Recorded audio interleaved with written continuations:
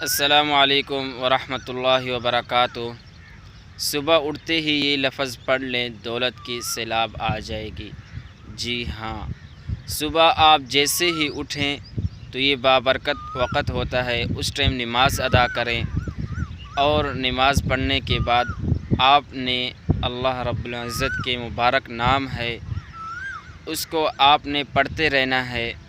انشاءاللہ اللہ تعالیٰ آپ کو بہت زیادہ دولت سے نوازیں گے، اور یوں سمجھ لے کہ آپ پر سیلاب ٹوٹ پڑے گا دولت کا، کیونکہ اللہ رب العزت اس وقت جو صبح کا وقت ہے، اس وقت خود اللہ نے یہ فرمایا کہ یہ دولت تقسیم ہونے کا وقت ہے۔